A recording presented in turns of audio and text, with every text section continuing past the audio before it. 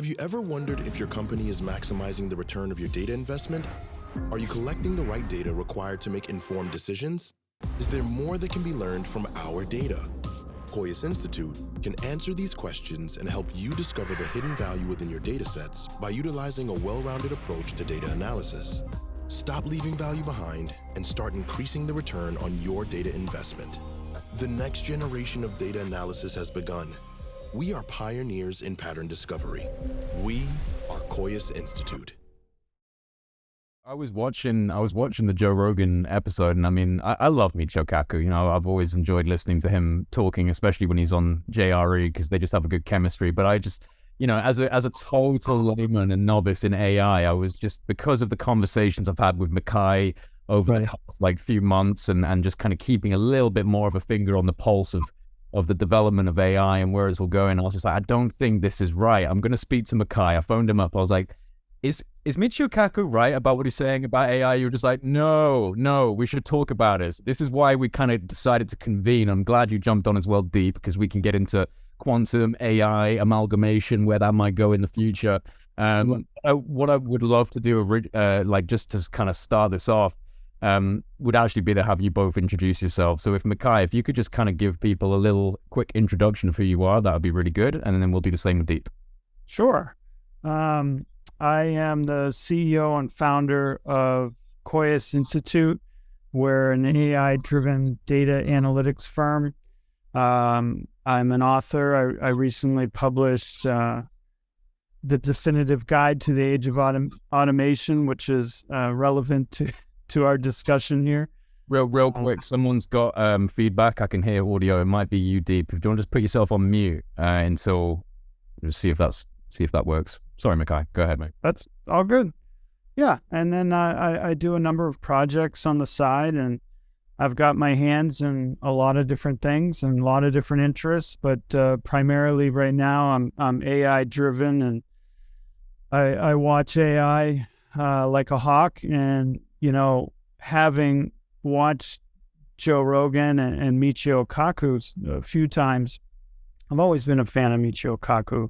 For, since the 90s, he was pivotal in kind of directing my interests in life, and to hear him completely butcher large language models and use the term synonymously with the term chatbots, which we can get into why that they're not mutually exclusive. But yeah, that's who I am. Deep and I know each other from working together on projects and speaking from time to time. Thank you for being here, Michai. And Deep, go ahead, give us a little introduction about yourself. Yeah, absolutely. So I'm the CEO of Quantum Generative Materials, or GenMat for short. We build physics. We are building a physics artificial intelligence. So rather than AI that's really good at language and coding, like what OpenAI has developed with ChatGPT, we're building a artificial intelligence for sensing, simulating, and engineering matter. So we build our algorithms, our AI models, on a various sort of hybrid platform, if you will, a combination of using classical machine learning, quantum machine learning, and quantum computing simulators to do the task. And then we also have a physical lab where we actually build advanced materials such as semiconductors, and then we experimentally validate the predictions that our AI makes. The goal is to eventually build a super intelligence that has a better idea and understanding of physics and chemistry and mathematics than any human does. Well, damn. So you're not doing that much then, huh? No, I'm chilling. and that's the layman's version of his. Yeah. Well, doing is so cool. Yeah, so, I want to hear more of a breakdown as we get into this about what that is, and then you can help translate it to the layman like myself. What I would like to do, because originally what we were planning was to have Michai just kind of go through some of the points that he picked up on in Michio Kaku and Joe Rogan's podcast. So obviously, Deep, if you want to dive in and have something to add when Michai's doing that, please feel free. But I would like it, because I know you've prepared for that, Michai, if you could just kind of go through some of the things that you wanted to highlight, and we can move into a bit more of a dynamic discussion as we kind of go through that. Sure. And Deep, please feel free to jump in on a lot of these topics. You're much more informed than I. So I have some notes that I just briefly took down during, I rewatched it again and kind of wrote down some of his claims that I could better inform the public on and correct. So to start, he continually used the term chatbots synonymously with large language models, which is not the case. So all LLMs, large language models, can be chatbots, but that doesn't mean they always are. And so all chatbots don't utilize LLMs. Some do. So they're very different. While they overlap in some of their features, they're entirely different. A large language model is an incredibly sophisticated system of algorithms that weighs, curates. It's very sophisticated, whereas a chatbot can employ a large language model if they choose to be able to talk to people back and forth in a casual exchange. They don't always. It's not necessary. They're not mutually exclusive. So that right off the bat, I just, bristled. I was like, come on, Michio, that's horrible. And then he went on to discuss that AI is a software program that just simply homogenizes data. So what he's saying to Joe is that it reaches out, it grabs all of the data and then summarizes the average of whatever it's interpreting and then spits it out, which is not the case. A large language model will scour all of its, available data sets and then systematically weigh information based on curation, based on weighted variables, multiplier. There's a number of processes and sub-processes that occur to determine the best response to the user. And it scores itself, and it's incredibly sophisticated. It is not just a homogenization of the data, like he was saying, some sort of awful chimera where it will, reference a high school student's essay and spit it back out. That could happen. However, statistically, based on the way a large language model works, it will cross-reference, it will, check where the source is from, and each source, depending on how it's trained, will have a weighted variable. So, for example, if it's a reputable news source, obviously those will be weighted higher than some arbitrary high school essay. So, his notion that it's just going to spit out nonsense or whatever bull crap that people write is wholly untrue. It's just not true. That's just not how it works. It can spit out little bits of information if you're referencing some really, really obscure topic that there doesn't exist much information for it to reference, perhaps. But what it does, an LLM develops understandings. And this is another reason why they differentiate from a chatbot.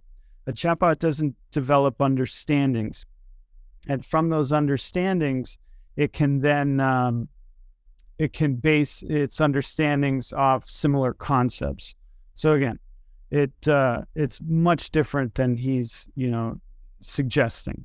Right. And then it feels like basically he's radically underestimating the current capability. I don't even think underestimating does justice to how he was describing, like, for example, GPT or any other, large language, Vicuna or Llama or anything for that matter. But he was primarily referencing GPT because that's what Joe had asked him about.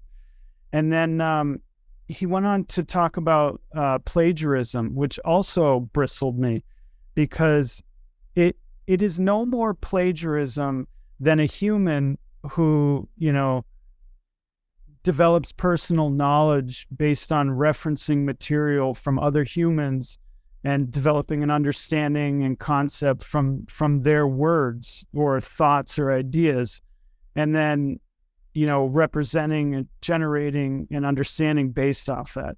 That's not plagiarism. That's developing an understanding And, sometimes some things can only be said so many ways. You can mix and match words, but there is only a certain amount of ways a concept can be described.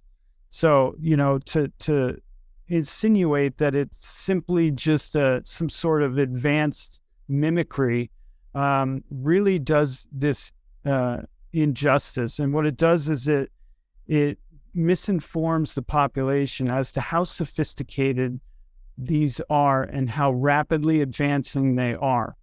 And then what else did he? He said chatbots, again, don't know the difference between fact or fiction. Thus, we should infer they can't be trusted. Now, this, again, no human can tell the difference between fact or fiction. We have to employ sub-algorithms in our mind and how we think. Some humans are better than this, typically researchers or scientists. And so what you do is you have your own internal fact checker. You reference all available information on the topic. You give credibility and weight to specific sources. You utilize comparative analysis and determine majority acceptance. All of these things happen very quickly if you're skilled at this. LLMs do the exact same thing.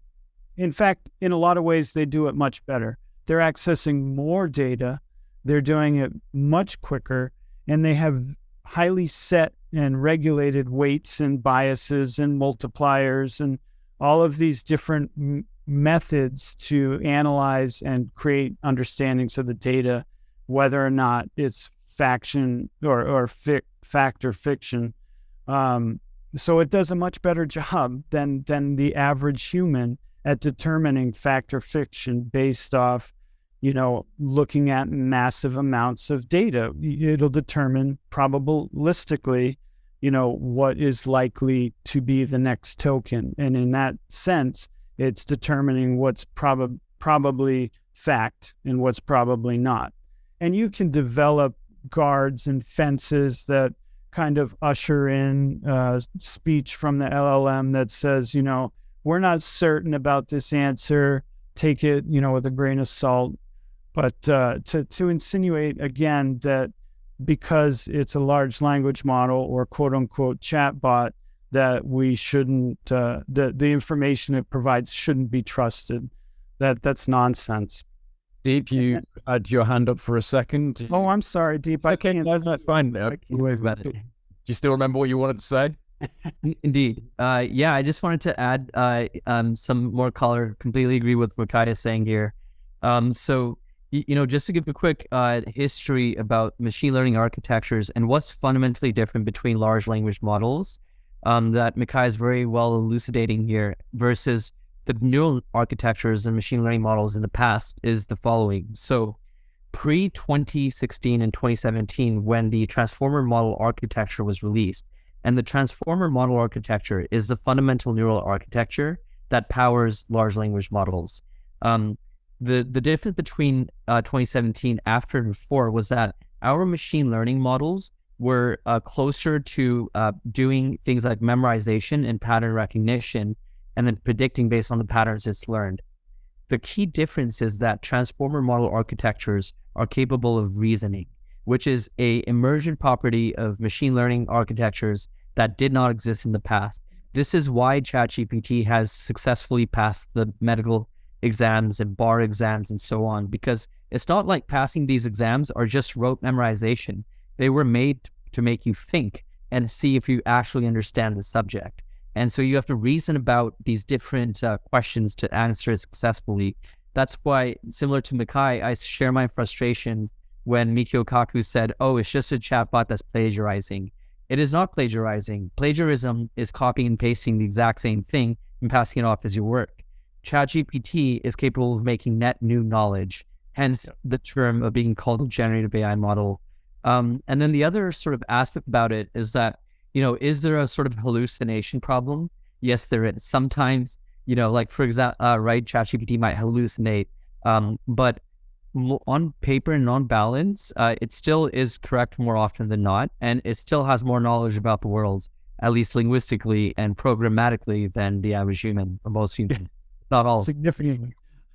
Well, I mean, one of the things that he brought up was that he employs fact checkers when they're going through his books and making sure he's got everything right. And one of the things I think you were talking about the other day, Michai, was you essentially saying, well, like, he's downplaying these capabilities, but essentially this is, amongst other things, a much more efficient fact checker and more accurate than a human. So it's a weird one, because obviously I understand that for Michio Kaku, this isn't necessarily his forte, but he is a thought leader in science and a very public person, especially going on something like Joe Rogan, where you're introducing these concepts to millions of people. So in some ways it's a little dangerous, because you're not really giving people a sufficient level of knowledge of just how capable these things are, how quickly it's developing, and how quickly it's going to develop into something that right now I don't think we can truly comprehend, at least not as layman's looking at the developmental landscape of AI. I mean, for me, I'm looking at it going, what a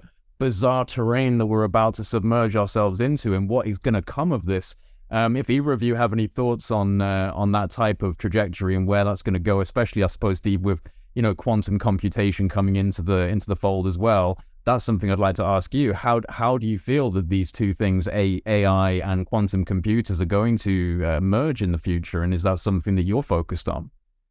Absolutely, Jay. Great question. That is exactly what we're focused on, is how do we build a quantum artificial intelligence, or an AI that uses both quantum computing and the best in class of regular classical computers, and combines the two in a intelligent way, if you will, to understand the physical world. So the largest limitations, let's just quickly talk about ChatGPT's limitations, right? And so ChatGPT struggles the most with problems related to physics, chemistry, and mathematics. Those are the three subjects that it's the weakest at. And this makes sense because if you look at the underlying architecture, the architecture was designed with language in mind, where you can tokenize language, right? Break into tokens, as Michai was talking about earlier.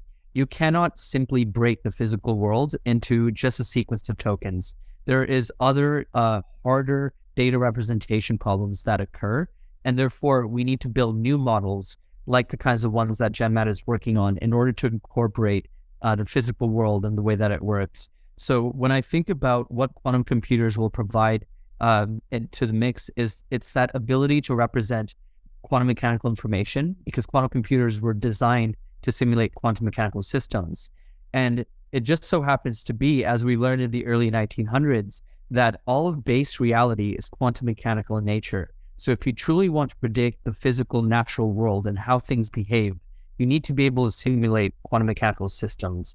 So once you have an artificial intelligence that can speak our language and also represent quantum physics and predict aspects about the physical world, you basically have something that's smarter than Einstein. And so that's where we, kind of want to end up. Michai, you got anything to add there, or is there anything else that you wanted to highlight regarding Michio? I just love hearing Deep speak about his topics of interest. I always find myself learning something from him. Yeah, I mean, obviously the future is in quantum computing. Anyone who disagrees with that clearly does not work in either industry he and I work in, or have their finger on the pulse of futurism whatsoever. The future is quantum computing. What's really going to shift humanity is the moment where the ease of porting our traditional like silicon programming and stuff over to quantum computing that can run in room temperature without being, absolute zero. That moment is going to, that will be very close to the singularity, in my opinion.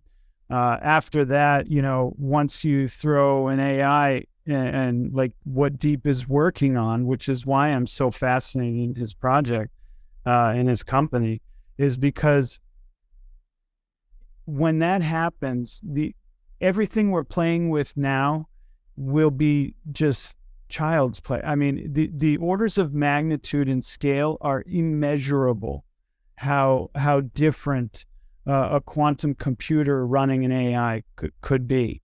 And that just, it blows my mind and really takes my mind into all sorts of very cool spaces. But that's happening. That's the trend. I mean, I look at trends, I look at data, and it's inevitable. No one argues the inevitability of this. People will argue how long it will take to get there. And I think most of the time they're far too conservative because they're not considering the coalescing factor of technologies that help increase the exponential curve of innovation and development. So, I don't know personally how far off deep is, but I suspect I have a pretty good idea based on, known technologies and advancements. And quantum computing is just fascinating. I love it. I wish I understood it better to his degree. And it just really circling back to Michio Kaku, I've been a lifelong fan of him, and the amount of good he's done for the scientific endeavor for the population of humanity is beyond measure. I mean, the guy is phenomenal. That doesn't mean he's not fallible. Clearly his knowledge base on artificial intelligence is extremely limited. And it's really dangerous in this day and age to have somebody of his caliber completely misrepresenting something that will inevitably change the course of humanity. People need to understand how these things work, even if it's at the fundamental level, even if it's just basic understanding. And by, diminishing the complexity and abilities of large language models of today, that doesn't help. It does not help. It doesn't help, it doesn't help at all. It does more damage, and it's unfortunate.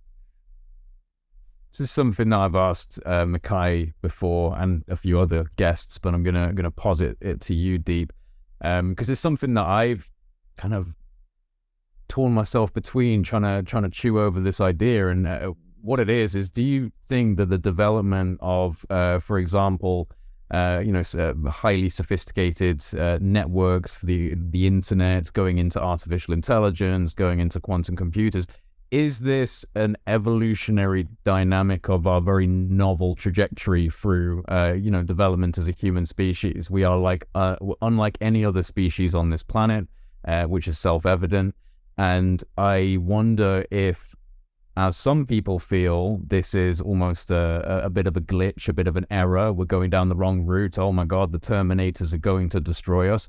Or is this actually a genuine component of the fabric of our evolutionary tale as a species? And are we building a bit like the ant, looking at the ant colony? It doesn't really understand its role in building some larger structure that they all inhabit. Are we doing the same thing, and are we just a little bit too deep down in the trench to fully appreciate that mosaic that's being created?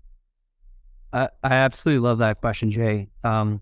So, first of all, I would like to clarify that we're not building a Terminator. I know you're not saying that, but and literally every day I meet someone who thinks that that's what we're doing. So that's not the plan. It's good to hear the confirmation from you, at least. Fair enough. So yeah, and to Michai's earlier point, I want to appreciate that as well, is indeed that once we have a fully functioning quantum computer that is scalable, that can run artificial intelligent algorithms, we're going to see something fascinating, which is a feedback loop that will quickly accelerate to the singularity, or has a very good chance at that. And the reason why is because you will now have machines that can conceptualize more powerful machines and build those machines. Then those machines can be hyper automation.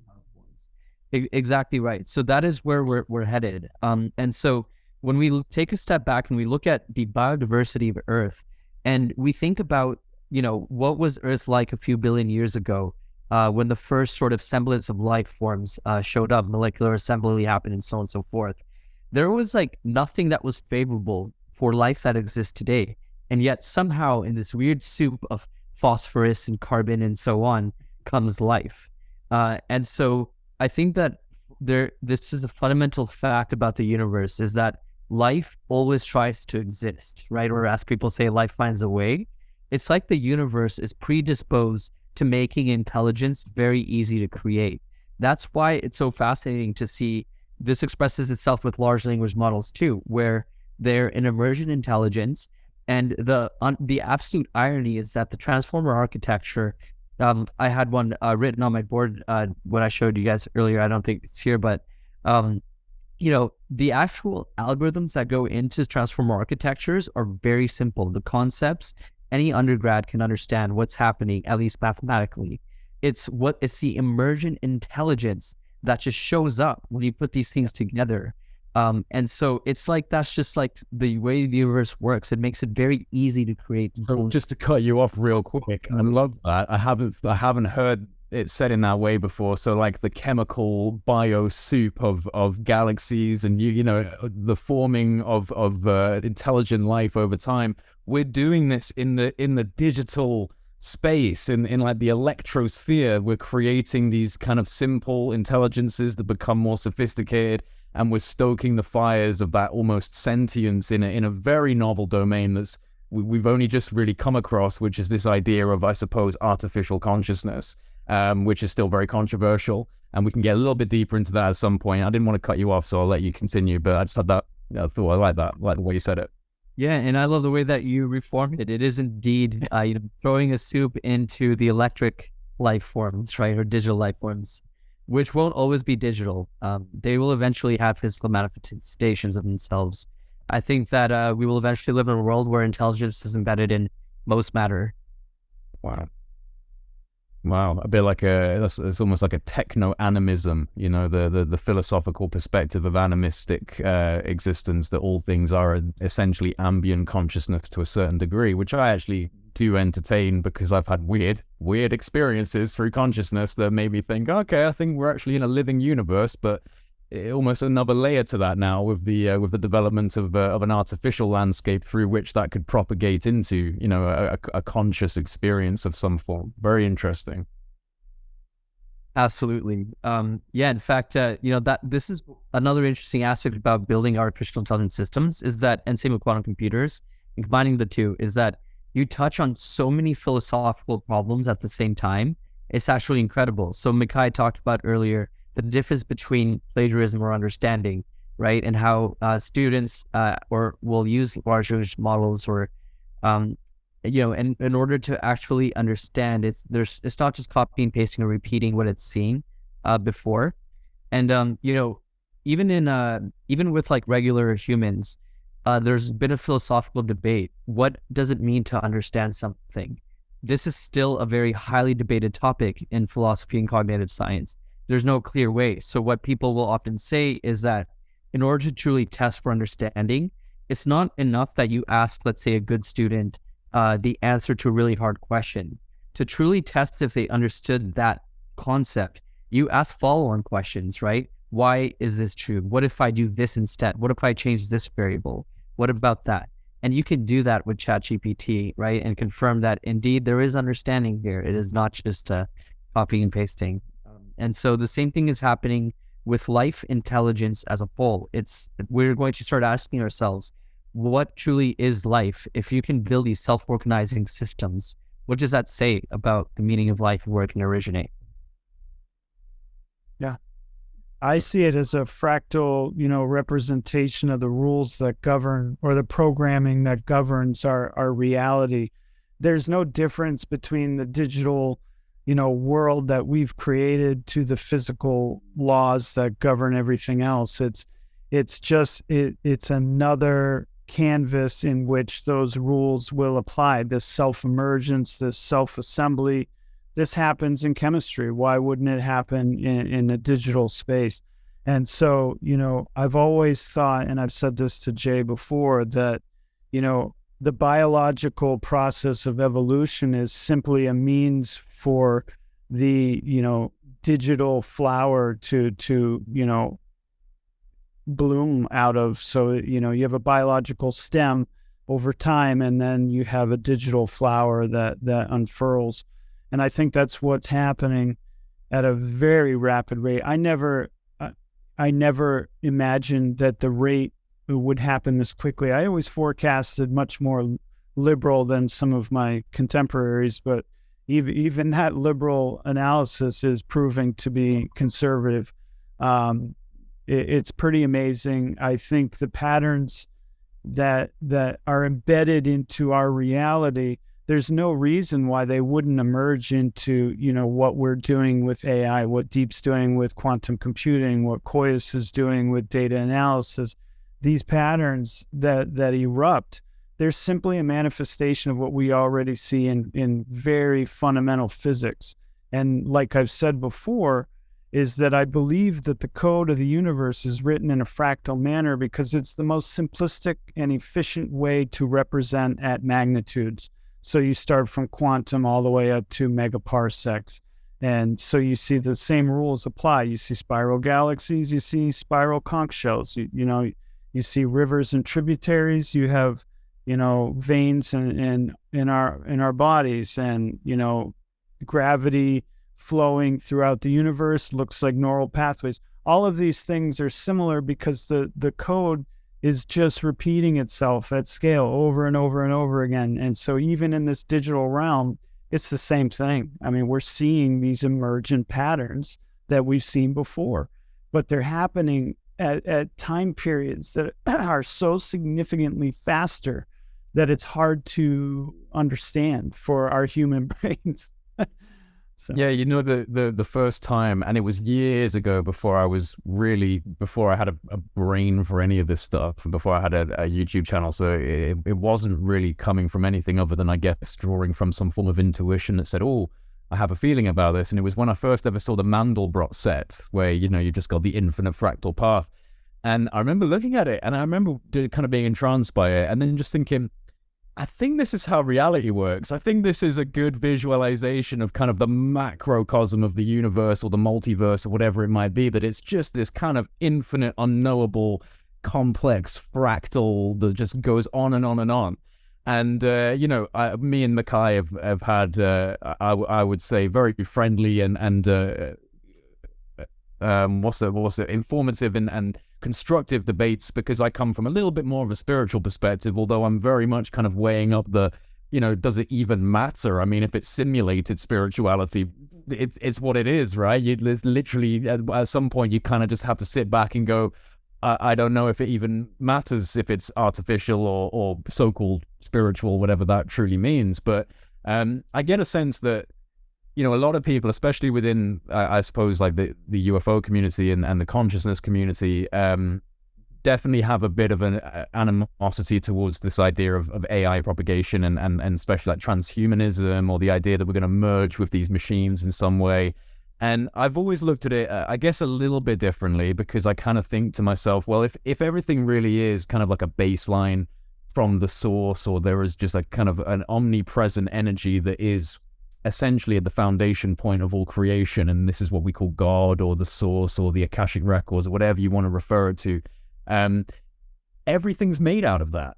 Even technology, even electronics, even AI, it's still made of that same substance that we're made from, and we're giving birth to it. And in fact, there was a great quote, I can't remember who said it, but it was mentioned in Joe Rogan, that we are the sex organs of the machine world. And that's a very kind of abrupt and jagged quote to kind of go like, oh my God, is that all we are? I don't think that's all we are, but I do think that is a component of the human journey, is that we in some way are like the caterpillar going into the chrysalis and becoming something completely different. We're going in the way that a caterpillar is essentially a ground-based consumer, and it transforms into a airborne pollinator. Are we essentially turning from an earth-based consuming species into a pollinator of the cosmos? And it's the same type of metamorphosizing process, except our medium is AI. Deep, any thoughts? I think that is exactly what's happening. Is that I went through a fun thought experiment, which was the following. Let's suppose that we have powerful enough quantum computing simulators that can simulate the underlying quantum mechanical interactions of the chemical reactions that led to life, right? So let's say we crack the code and we figure out, oh, okay, this is exactly what that looks like physically, mathematically. Now we have a map of what it means to create life. And we have already a really good idea of the different kinds of chemistries of different exoplanets around their atmospheric compositions and so on and so forth. So in theory, once we get to the point that we can actually simulate the underlying chemistry that led to life forms, we can basically create these pre-packaged sort of groups of chemicals that we just yeet into space and just send to those star systems to pollinate them with life. That is going to happen. And, I would like to fund it, but at some point, so here's what Deep said, summarize: humans are the gonads of the cosmic sphere. That's hilarious. So, that being said though, Jay, I do want to also talk about the sort of combinatorial search space of all life there is. I think that, we're all, very well versed with UAPs, right? And so I think that there's this other sort of aspect, which is that I don't even think we fully understand all the different ways life can exist. Like carbon-based life form is one, digital intelligence, silicon intelligence is another one. But what other ways are there? Can you create life out of dark matter? Who knows, right? Right? Life forms in different dimensions, universes, reality spaces, pockets of reality we don't have the physics and language for. Like there's so many open-ended questions there. And I think that the important thing will be, as we build these technologies, these artificial intelligence systems, is to make sure that we don't lose our humanity. So what I like to do is I like to describe the ideal future as one where all humans are superhuman, living amongst alien gods. Okay. I like that. That's the ideal route. Sorry, Michai. Go ahead, my brother. No. I'm spitballing. No, I think that's a excellent, it's an excellent statement. It is what we're moving towards. You look at, eventually there will be AGI and then, super intelligence. That's inevitable if given any rate of increase over time. That's inevitable. Unless we stop innovating, which I've never seen in a capitalistic, world. Ever. Actually, screw capitalism, just ever. We've never stopped We innovated even before capitalism. Yeah. Far before. So it's part of our human process. So given that process, over time, we will create super intelligence, and they will be God-like, especially if their foundation and platform is utilizing quantum computing. And so what will that do for us? Perhaps it will allow us to be our best selves. What we've always struggled to do is free ourselves from that animalistic, tribalistic nature that is defined in our process of evolution that we try so hard to escape from. And I don't think it's our fault. It is chemically and genetically embedded into the way our brains are patterned.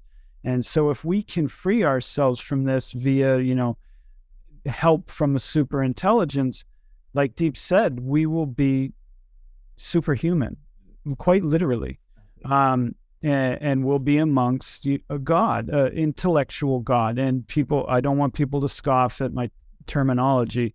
When I say God, I'm just referring to an intelligence that is so far beyond anything measurable, and its predictive capabilities will allow it to seemingly see the future. Using statistics, if you can predict 99.999% what is likely to occur, that is seeing the future, all bar negating metaphysics. So, it will be able to be a God-like entity. And I'm hoping that humanity will be able to be our best selves in that situation.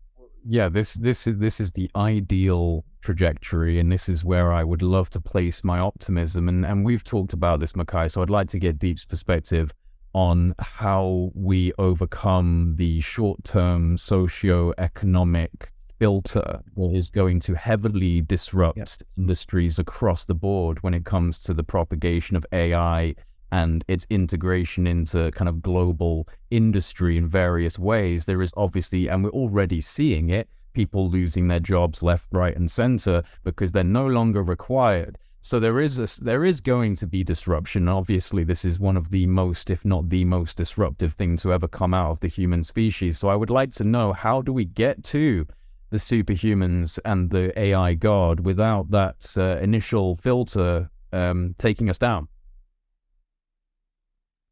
Absolutely.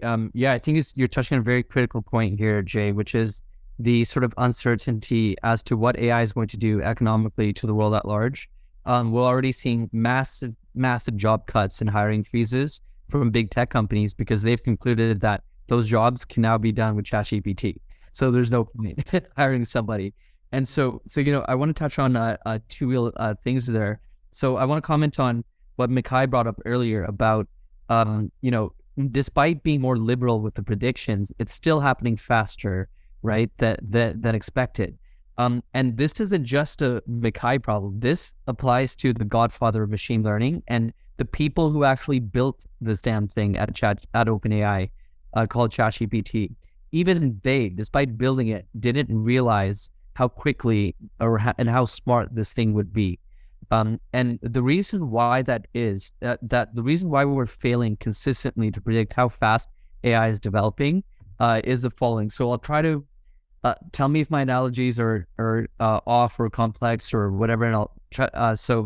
But basically the way that you can think about it is the following. So what we as humans we have evolved to operate in 4 dimensions, right? As we know, fourth one being time. So we can pick up stuff, we can walk left, right, conceptualize these dimensions, or at least 3 dimensions very easily.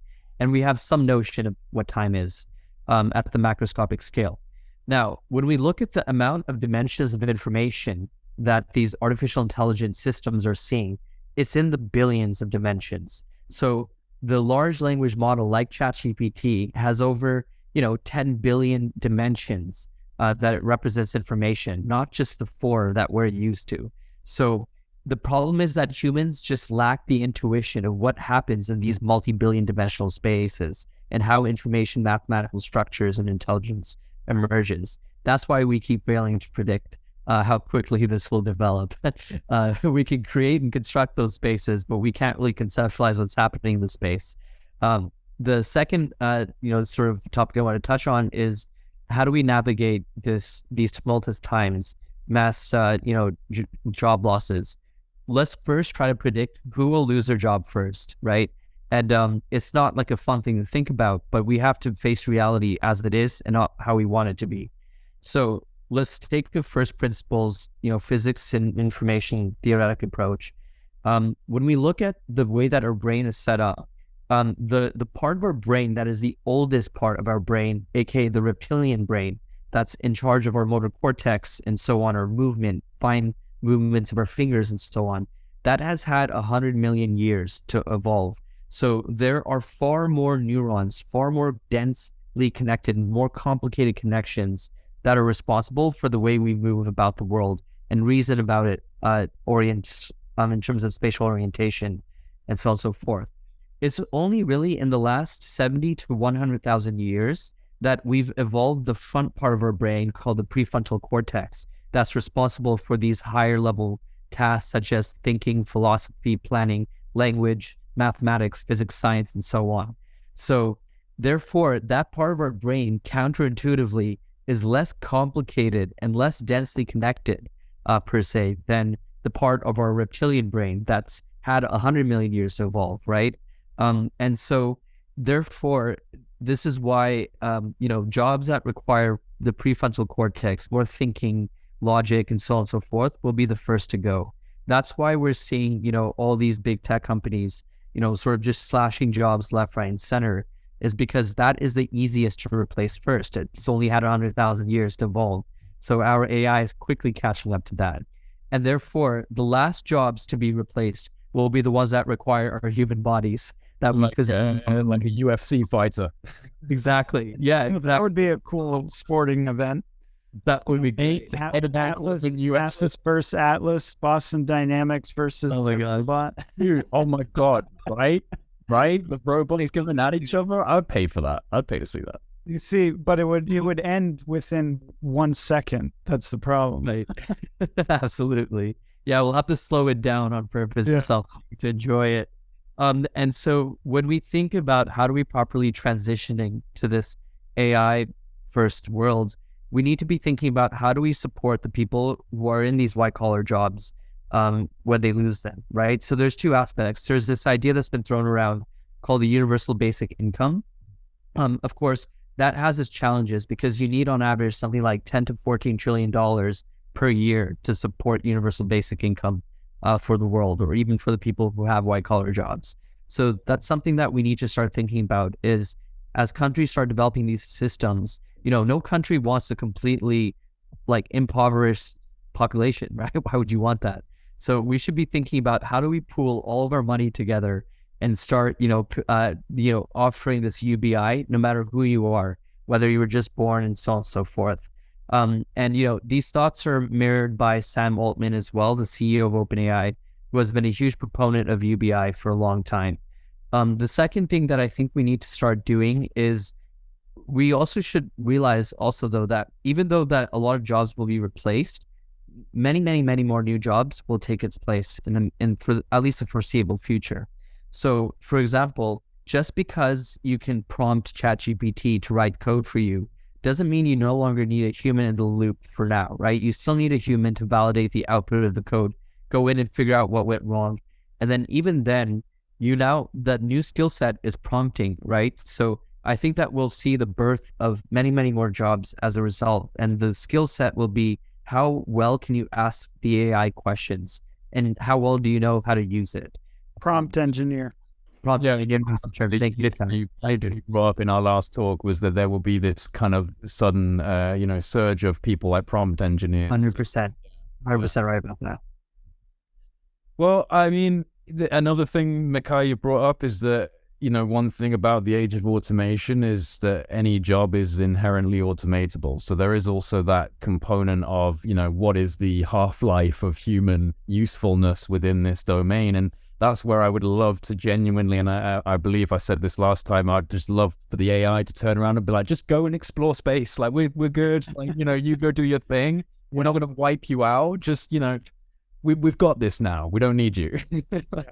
And that's cool with me. I don't think humans are actually designed to slave away in 9-to-5 jobs that are pointless and meaningless, and only a small percentage of people get to live the passions of their lives. I think each and every one of us has a divine spark of creativity and beauty within them that should shine, and we don't live in a world that allows for that. So maybe AI will allow for that. And I have to look at it this way. I mean, shit, it's not working right now, is it? So maybe this is the best option. I mean, humans running humans seems to have its problems.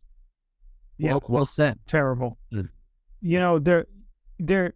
There is a requirement of suffrage for the advancement or evolution of a conscious being. I firmly believe. Agreed. And I think it's taken us, millions of years or however long the modern human has been around. That suffering, it sucks in the moment. But what that does is it initiates the mind to come up with more effective, more efficient alternatives. And over time and compounding, that's how we've gotten to, deep GenMat, quantum computing. That's how we've gotten to. However, that doesn't necessarily mean that's how it always should be. I think once we've reached the limit of necessary suffrage, we need to really look at, do we really need to be suffering anymore? What more can we, when Deep is successful with his company and his mission, at that point, we must consider, what our role is in propagating civilization. Do we need to continue with the same methodologies of governing, of education, of basically everything we've always done? And I don't think that's the case. I don't think we are bound to make a very sharp turn in how we look at ourselves as a society. And that's happening within our lifetimes. I would bet my entire, I'd bet everything on it. I'd put all the cards on the table that within our lifetimes, this will begin to emerge. So that's inevitable. I'll let Deep jump in. I just really wanted to bring this up because, again, this is something that we've talked about, and what you just said made me think about it even more, is that, it's the intuition that I'm seeing echoed from so many different areas. And I think we called it last time prophecy versus projection, which is that you are projecting through an analytical mind of where you see this going. what interests me the most is that there are so many other groups that lean more towards, the metaphysical or the spiritual, that sense an awakening or an ascension or some form of major catalytic change. And, maybe some of the more monotheistic religions would interpret this as the end times, or, and others in the more psychedelic space, the eschaton, or the transcendental object of the end of time, or the singularity for the AI guys. And it's just like, okay, so there is something happening. We are genuinely in some very short time period now between normal and total overhaul of what normal means. And maybe you're right. Maybe it's actually getting to a point now where it's time to let go of human suffering, and that we've suffered enough as a species. We've grown and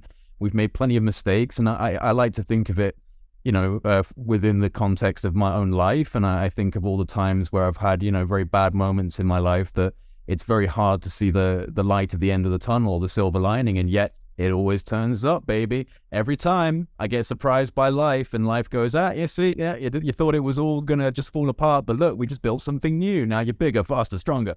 So it makes me think about humanity on a macro scale and go, okay, so that's what we're going through: developmental strain and stress, and kind of evolutionary breakage, and a bit like, the muscle fibers of the body break and come back stronger. This is like the, conscious psychological muscle fibers of the human species having to be torn and broken and growing back. And perhaps we're actually getting to a point now where that's no longer needed, and we can become, in some ways, I suppose, more wise as a species before we journey out into that wider world that's beyond our planet. Maybe this is a prerequisite to doing that, is that you need to overcome suffering. And how do we do this? Perhaps the artificial medium is going to at least assist in that. I've always felt, well, not always, but at least in the last few years, felt that we've gone from almost a shamanistic approach to existence to a technical approach to existence to what I would like to see as the techno-shamanistic approach to existence, where you have this melding. That's why Project Unity is called Project Unity. It's about a unification between science and spirit, or physics and metaphysics, whatever you want to call it, intuition and logic.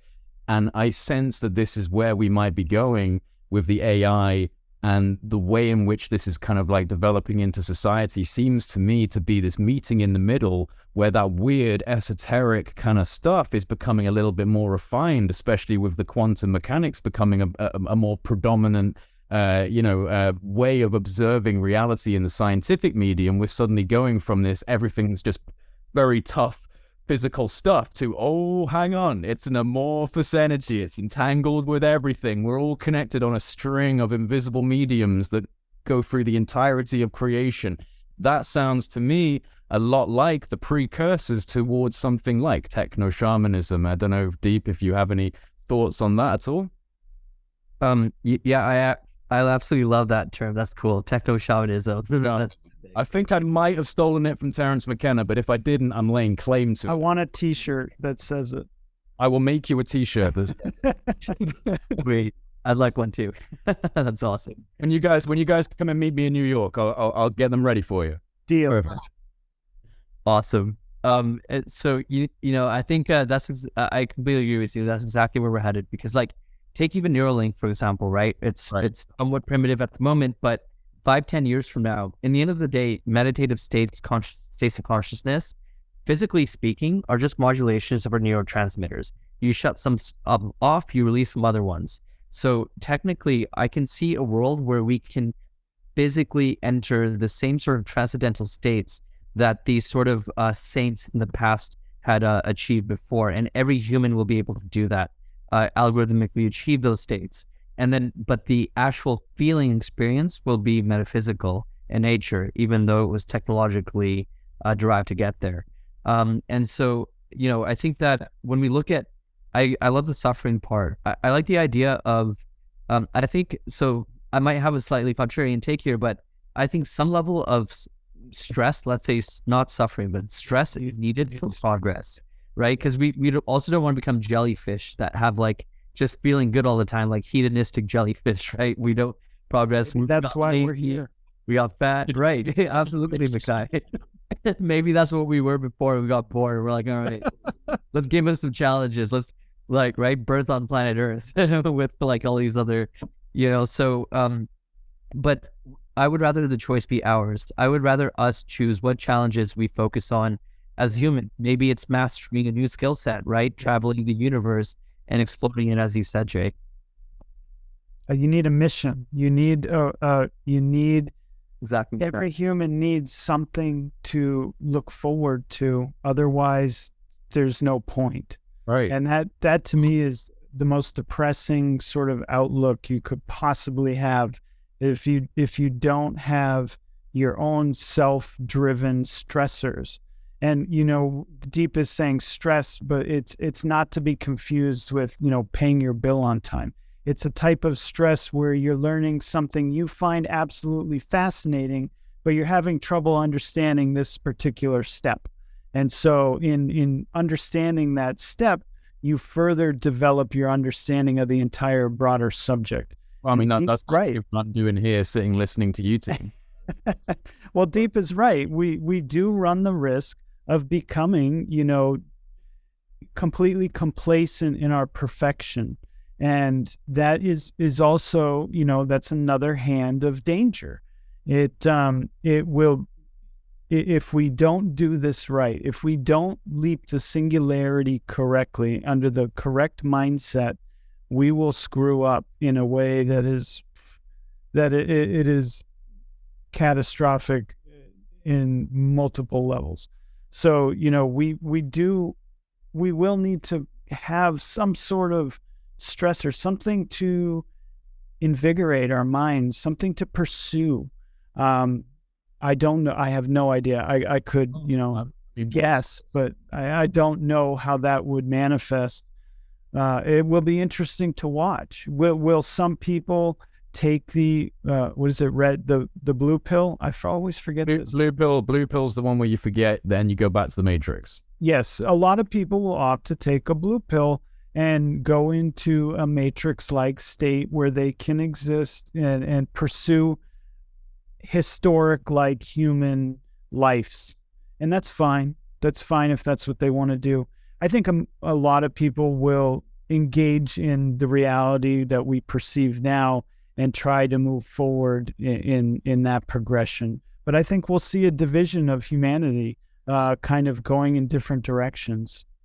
Well, I mean, what greater mission is there than to go beyond the small cradle that we've been born in? I mean, it's incomprehensible, the size and scope and what might be lying out there in the kind of great beyond, and like, so to me, that really is, to quote Star Trek, the final frontier. It really is, though. It really is. It's and I do think there is a level of, you have to be ready for that jump, and humanity might be getting closer to that point. I think for a lot of people, it's still hard to see because there's so much chaos and division and, tribalism and just like, the world's in a bit of a crazy state right now. But I also think that could be the chaos before the order, the ebb and the flow and the yin and the yang of life, the up and the down. Like, we got to be a certain state before we're another state. And I think that you almost can look at the way in which things are building up to a fever pitch right now as almost the best evidence for a massive change coming. It's almost like we're, entering a boiling point, and what happens after that? It truly does feel like we're in an extremely adventurous and interesting time, and a scary time. Like, I sit there and I think about some of the other things that are happening in the world, and the kind of control states that are trying to grapple for some level of influence over what might be the new era of humanity. I'm thinking of things like the World Economic Forum and these power structures that would love to leverage this stuff to turn it into some awful surveillance dystopian nightmare that we would not want to live in. But I guess I have to rely on my own sense of intuitive optimism. I just don't think they're gonna win. I don't think that's the way it's gonna go. And I don't know how you guys feel individually about. I definitely will. Go ahead, Deep. Tell us how you feel, man. I mean, yeah. Sorry, Michai, were you gonna say something? I didn't want to cut you off. No, I was looking forward to hearing your response. Yeah, I think as cliche as it sounds, on average, the good guys always win. Right? Yeah. That's why society hasn't fallen apart already. There's bioengineering labs everywhere, nuclear weapons, and all the nuclear armed powers. But how are we still alive right now? Right? weird objects that fly in the sky that are far more powerful than what we have, right? We're still here. So I think that there is going to be certainly some sort of, what I fear, and I almost think it's inevitable, there will be, do you guys know the idea of the hegemon? The hegemony?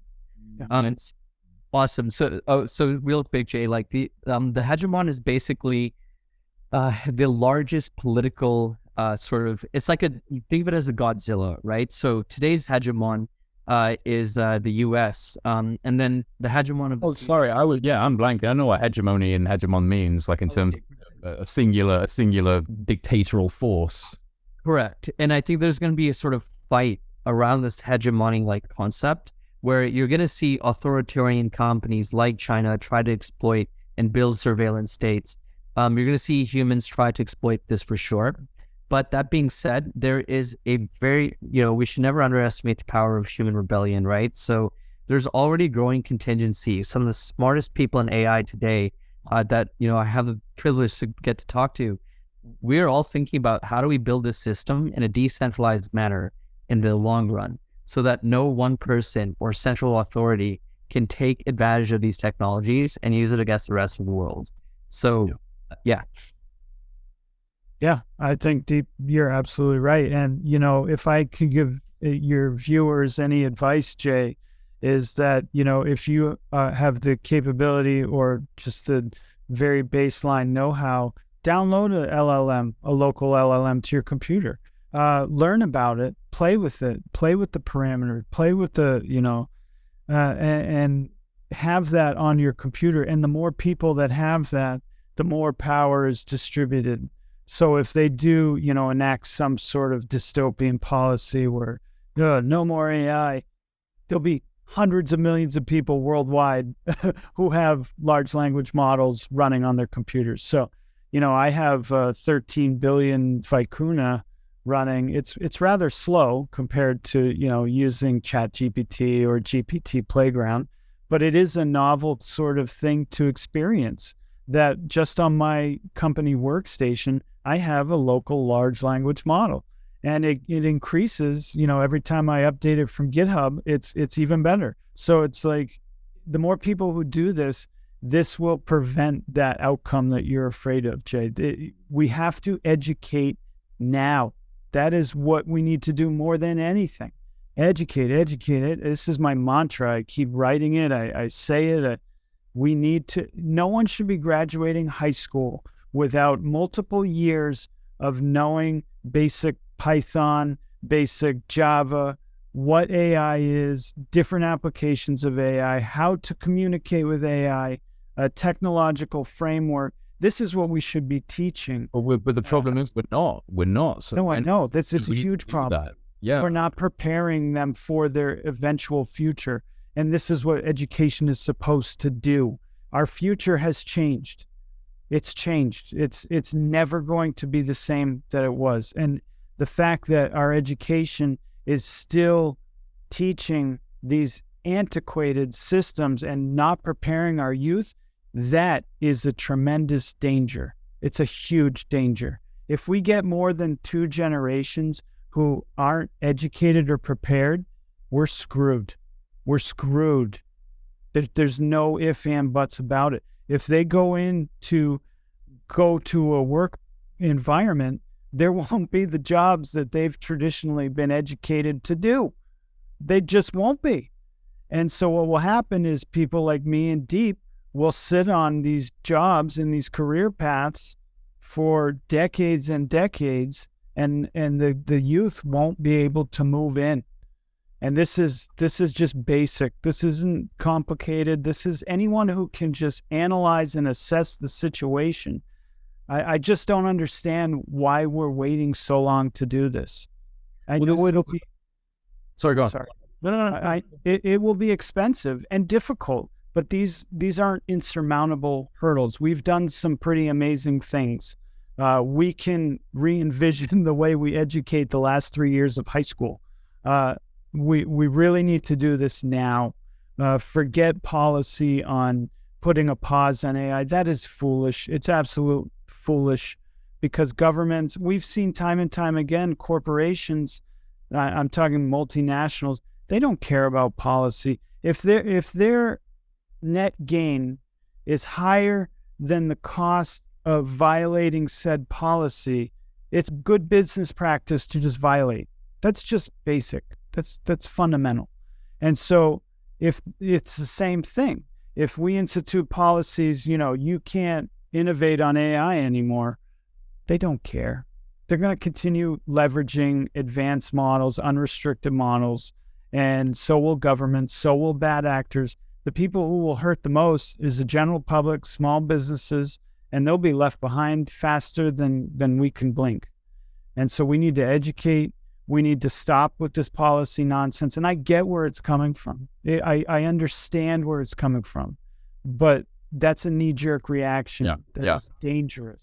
Well, I mean, it's the same. We literally have this pattern with prohibition throughout history in various forms. Right. It never works because all you do is you open up the buy channels of corruption and bad actors and people who don't give a shit and are going to do it anyway. So all you're doing is taking it out of the hands of people that might bring us towards a more optimistic future. So you're right. It's completely nonsensical, and it's a knee-jerk reaction from not knowing enough about AI and not knowing, how this could be beneficial in a wider kind of scale. Refining it down to that type of restriction will only open it up to people that have bad ideas for where they want to take it. Right. And I think you need to look further than the fentanyl. Sorry, Michai? Oh, I was going to ask you, what was your interpretation of so you're saying it. So. Yeah, I completely agree with you. I think multinational corps I cannot agree more. The biggest challenge right now, the biggest risk is that there's going to be a knowledge asymmetry that will compound on itself as long as the next generation is not learning and teaching how this works, right? Getting taught. And there's a lot to know. Look, one of the world's smartest theoretical physicists fails at understanding this, right? That's where we're at right now today at a public level of understanding of these technologies. And, why is that the case? It's because, to learn string theory, it's not like he had to learn what backpropagation is. He obviously knows what calculus is, but backpropagation, cost functions, multi-head attention nodes, masking mechanisms, all these things are not taught to anybody. You got to learn it if you're on the job or you do your PhD or whatever, but it's not intuitive. So I was just mentioning the fentanyl crisis is an excellent example, right? We've criminalized heroin, and so what happens? You end up buying it off somebody who shipped it to you from China and is cut with fentanyl. And now you have zombies all over San Francisco. That's what happens. Yeah. This is a pattern that can be observed and shouldn't be repeated. I suppose maybe people are not seeing AI in the same vein, but I would say really these are all the same. Like if you restrict something because you're scared of the outcome, then the people that aren't scared of you are going to use it anyway. So it's just never works. Yeah. So guys, one other thing I've spoken to Michai about this before, so I guess this is more aimed towards Deep, and it's maybe a bit of a non-answer, because I guess the whole point of the singularity is it's kind of beyond the event horizon of our perception to really model what that would mean. But on a personal level to you, what does it really mean for us to go through a singularity? So that's a beautiful question. And I've been thinking about that a lot in just general, I guess, throughout my life. And, I'll be writing a sort of like an article in a few coming weeks here that I think there's going to be 3 stages of the singularity that we'll go through, if you will. And then I'll define at the 3rd stage what the singularity really means to me. So the first stage of civilization that I believe we're headed towards is a world where we basically permeate the earth with AI engineered matter. So what do I mean by that? Right now, we live in a world where everything we interact with is human engineered matter. So from my headphones to the table, to the chair that we're all sitting on, and so on and so forth. But what happens when you let an AI design these physical products? We would be able to find alternatives to plastics, sustainable plastics. We would be able to build magnetic levitating trains that travel 5 times the speed of sound. We would be able to build tall, beautiful, megalithic structures that last forever.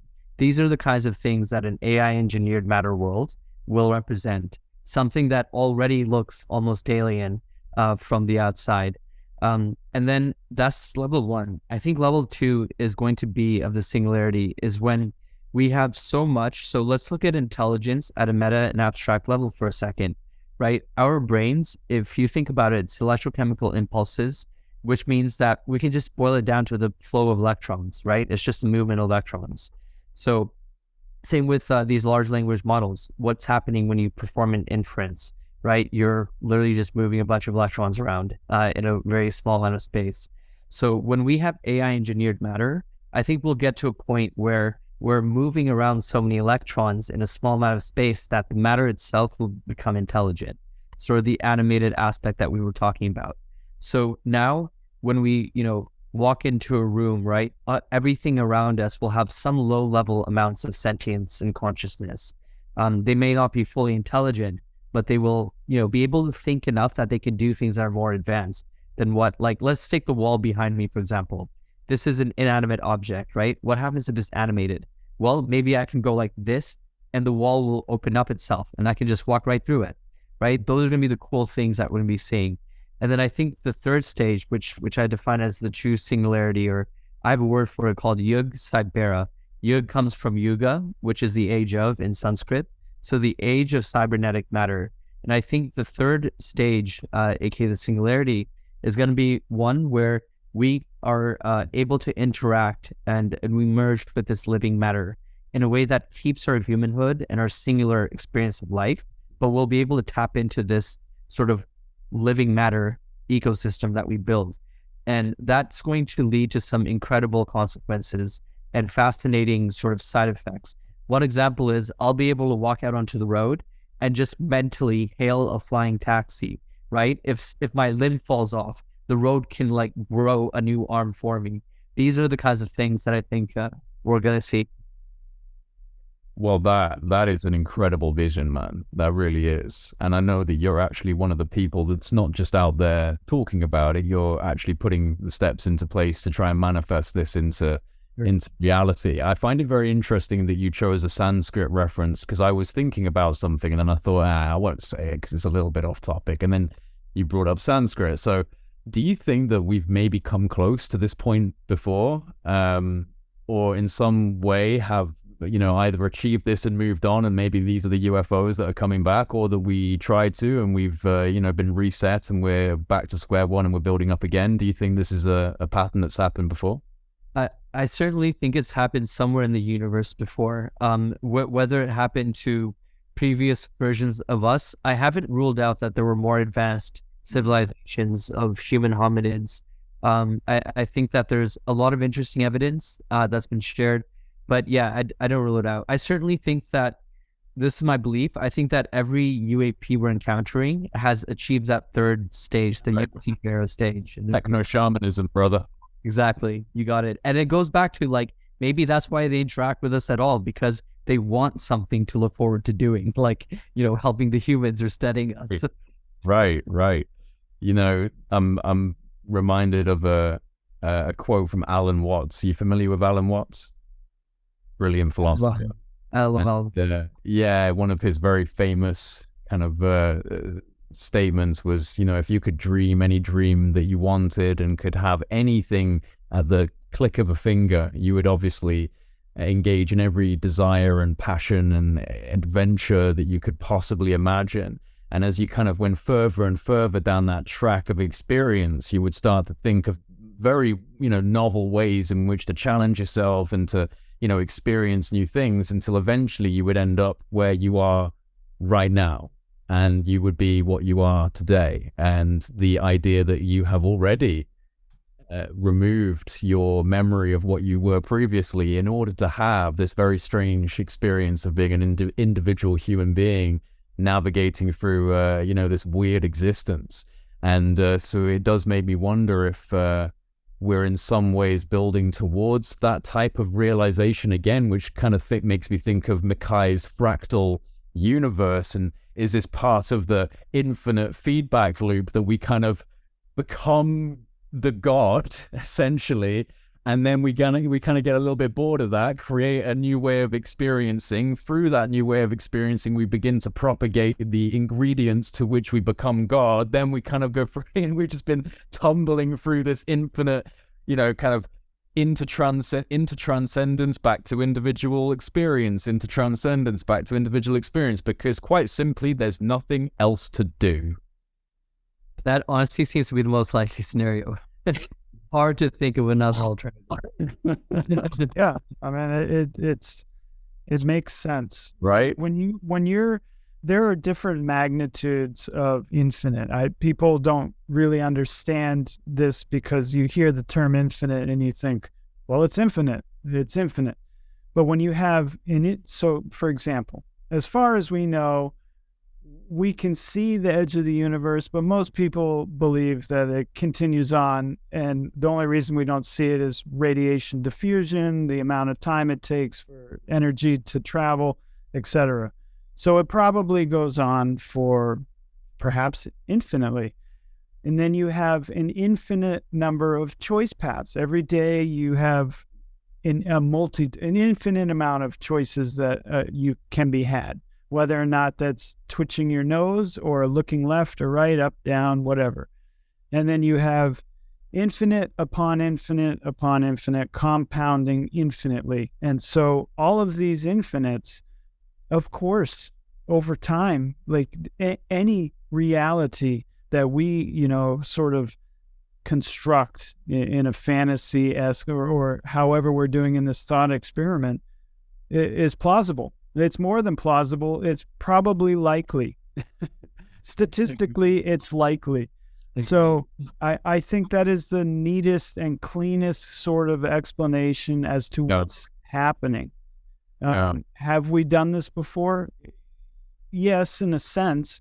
I think us, our thinking selves, we live in our own individual reality. This is another thing people don't really understand, is that there is a time delay between my perspective of somebody standing in front of me. Our realities are not at the same time. Our thinking minds are not at the same time. So in a sense, we are our universe. And this is why I think that our consciousness plays an effect on creating or, collapsing the probability functions of reality. And I think that's intrinsic to what we're seeing now. And, I'm trailing off, but I think it's rather remarkable that we're able to start to grasp and infer what's really going on. I think this is the first time in history that the layman can have an understanding. I think monks and people of wisdom and higher consciousness have probably understood this for millennia. Yeah. But for the first time, we're seeing populations starting to understand this reality at the most fundamental levels. But that, to me, is a trend. And we know how much I like trends. And so over time, any rate of increase will yield the same outcome. And so I think eventually we will see populations that, encompass our civilization, that have this understanding that this is probably reality. This is our reality, and this is where we're going. And it's exciting. I love the future that Deep, paints. We are, and in that sense, we're no different than the, constructed matter that is our environment. So like he said, if you lose a limb, you create one out of the road or the wall. And in that sense, the only differentiation is our consciousness, that spark that's floating around and, interacting with the cybernetic world. Fascinating, fans. Deep, I'm going to pick your mind on that next time we talk because I want to hear more about it. We'll all grab some drinks and talk about it. I know. Well, I'm going to try to come down and meet you guys. New York. It's not too far from me. Yeah. But I have a hard stop. I'm really sorry. I got to get rolling. Hey, it's all good, man. I was thinking it was about time to wrap it up anyway, so we'll reconvene at another time because this has been real good. So I'd like to get you both back on again for a catch up. That's for sure. Thanks for having us, Jay. This was a blast. Great. You're welcome, dude. And for everyone listening, links to these guys' socials and websites will be in the description box below. Check out Prasad's work. Obviously, check out Coeus Institute. Very proud to have them as a sponsor of Project Unity. So make sure you give these guys some support as well. And thank you again for being here. Really good. So take it easy, guys, and we'll catch up hopefully in New York City. Thanks, Jay. Good to see you, Deep. Yeah, likewise, Michai. Cheers. Take care.